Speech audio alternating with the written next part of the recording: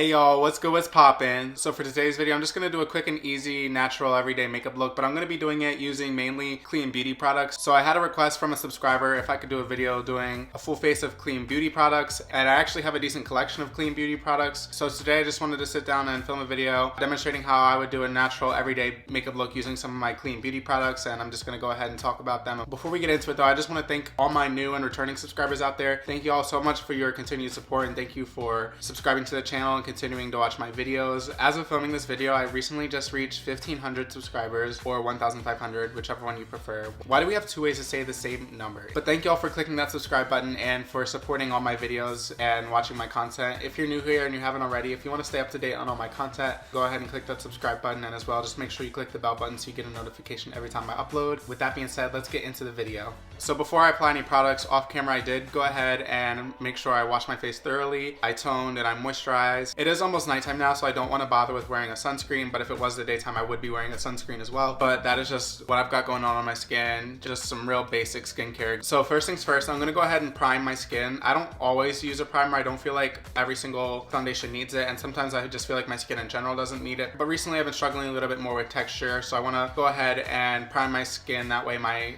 other complexion products have a base to grip to, and they're not sliding off my face, and that way they can perform better as well and give me a better finish in the end. So I'm gonna go ahead and prime with this Supergoop Mattescreen SPF 40. This is a 100% mineral sunscreen primer. It claims to be a lightweight formula that blurs the appearance of pores, uneven texture, and fine lines, and leaves behind a soft focused matte finish, and it acts as a makeup gripping primer that's perfect for all skin tones. Personally, I can say on my skin tone, it doesn't leave a white cast. I can't really speak to darker skin tones, but I definitely can agree, at least on my skin tone, and skin tones lighter than me, I'm assuming it's not going to leave a white cast. It does do a good job of blurring lines and pores. It gives you sort of like an Instagram filter in real life sort of look. It'll visibly smooth your skin. It'll also leave a nice base for the rest of your complexion products to apply to. And it does have a little bit of a gripping effect, so it does increase the longevity of your makeup as well. And because it does leave a matte finish, it does do a good job of helping to control the look of oils throughout the day, which I really like, especially when I'm going for a natural look, because if I have an oil controlling primer, then I don't feel a need to powder. This does contain dimethicone and dimethicone polymers, so if your skin is sensitive to silicones, this product possibly can be problematic for you, but I find personally it doesn't make my skin react any more than normal. And how I like to apply this is I like to either take a more compact brush like this, or I'll take a foundation brush like this. This is the Real Techniques foundation blender. So what I like to do is I like to go ahead and just apply a decent amount on the brush head itself. I like to do a little bit less than what I would do if I was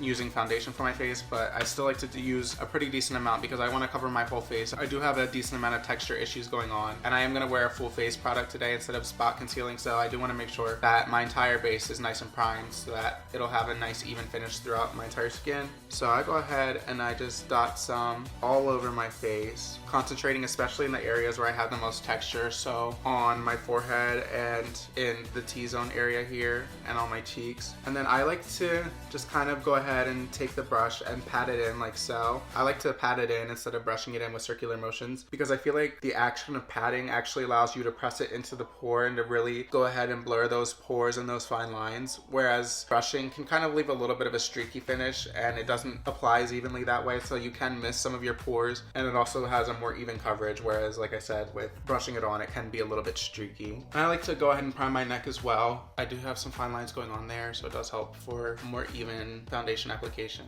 Next, I'm going to go on with this Supergoop Daily Correct CC Cream Broad Spectrum SPF 35. This product is actually outdated. They recently updated the product. I don't know if they updated the formula, but I did see on the website that they did diversify the shade range. When I bought this product, it only came in 4 shades, and now it comes in 15. So that's incredible, because I've been plugging this on my channel for a long time, and that's one of the biggest criticisms I made of this product, is that it's had a very abysmal shade range. I have looked at it, and I do think that the shade range still does have some room for improvement, but I think it's a lot better than what they offered before, and I definitely like to give a review on the updated product. But this is what I have here right now. So this is the last edition of the product. So this provides 100% mineral UV protection, and it evens the complexion for a flawless all-in-one finish. It has mica in it, which has light diffusing properties to soften the look of your skin. It also contains apple extract, which is supposed to give your skin a brighter appearance naturally. And it also contains Irish moss and red seaweed extract, which is supposed to provide antioxidant benefits. So the way I like to apply this is, again, taking the same brush that I applied the primer with, I go ahead and just apply some straight on the brush like that. It's a pretty decent amount. I apply a little bit more than I apply to the primer, but I don't apply it too heavy. This product is buildable, so if I don't like the coverage I get with this, I can go ahead and apply a little bit more, but I feel like this will be enough for my face. And again, just like with the primer, I go ahead and just dot this all over my face. And once I've gone ahead and applied, I go ahead and buff it into the skin, again, using the same technique. I just find that, again, this gives you the most even coverage. It blurs the look of fine lines and pores, and it won't leave any streaks if you apply it this way. Okay, so that is the product applied to the whole face and buffed in. So between the combination of the CC cream and the pore blurring primer, together these products have basically blurred out all my pores. They've given me a nice smooth skin finish, and the CC cream has done a really good job of covering up my discoloration. I do still have a little bit peeking through on my cheeks here, but I don't really mind if just a little bit peeks through, because I do like to still have a natural skin look. I don't like to look too perfect, you know what I mean? Especially not for an everyday look. I do like how my complexion looks right now. I like how everything's all even and smooth, but I do find with just the CC cream and the primer, it can look a little flat, so I do like to add a little bit of color and dimension back to the face. Sometimes I'll do that with a blush, sometimes I'll do it with a bronzer, sometimes I'll do it with both, but today I just feel like bronzing up my complexion, so I'm gonna use this Tarte Sea Breezy cream bronzer, and this is in the shade Gray Spay. So this is what the pan looks like. You get a decent amount of product in this pan, and it actually has a decent shade range, in my opinion, for a bronzer. It comes in 3 different shades, and this is the second darkest of the 3, and I don't know if you can tell from the pan, but it's actually pretty dark on me. I really underestimated how dark this is gonna be, so I have to use a really light hand with this product, but that's okay. It has a similar undertone to the CC cream, so it blends in a little bit better with the CC cream. So this product claims to give you that back from the beach glow. It applies creamy, but then dries down to a healthy satiny matte finish, and it claims to have slip grip technology powered by marine plant extracts, coconut, and hyaluronic acid, so the formula glides onto the skin and smooths and softens and hydrates. Now, I don't know if it's doing all that personally for me, because I'm not applying that much, but I do love how this finishes on my skin. I do like the bronze that it gives me, even with just a light hand and a little bit of product. So I like using this e.l.f. airbrush dibble brush. So this brush really allows you to grab just a little bit of product at a time and really build it up to your liking. So I like to go ahead and grab just a little bit of product at a time and just gently stipple it onto the areas where I want some bronze. And I'll just take my time building it up until I get the bronze that I desire. I really love that even though this is a cream product, it doesn't lift the complexion products underneath, and it blends into the skin so smooth and effortlessly. So I'm just gonna go ahead and take it around the perimeter of my face to bronze that up a little bit, snatch up my forehead and my cheekbones.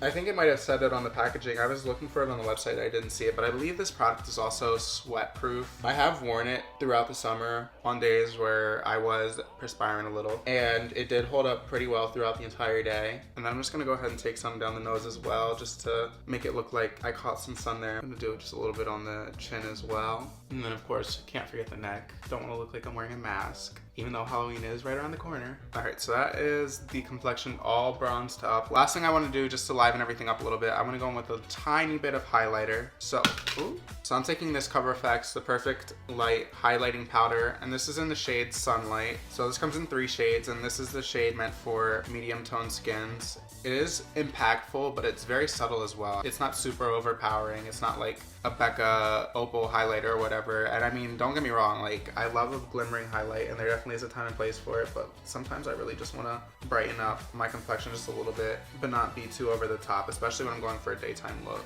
Even though this is a powder, it applies really creamy and doesn't look powdery at all. It looks really skin-like, just like how the cream bronzer blended into the complexion.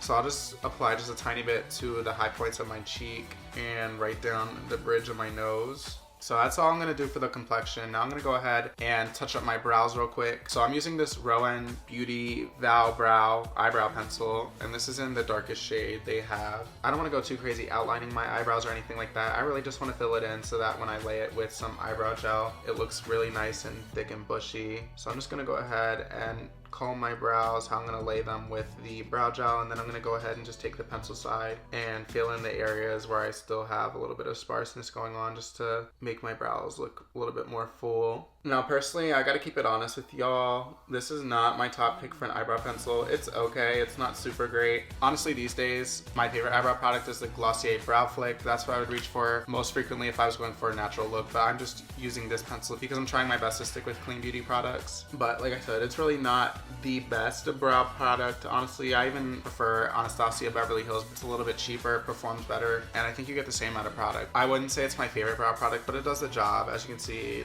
it filled in my brows pretty well. I do like the undertone and how that looks on my brows. So now that my brows are all filled in, I'm gonna go ahead and set them. I'm gonna use this NYX Control Freak brow gel. Now, this I got at Target. I know that pretty much everything in this video besides this, you can get at Sephora, and they are clean products, so they are clean at Sephora. This you cannot get at Sephora, so obviously it's not clean at Sephora. I got this from Target, but on the Target website, it said that this was clean, so I mean, if this is clean by Target standards, I'm gonna go ahead and call it clean beauty.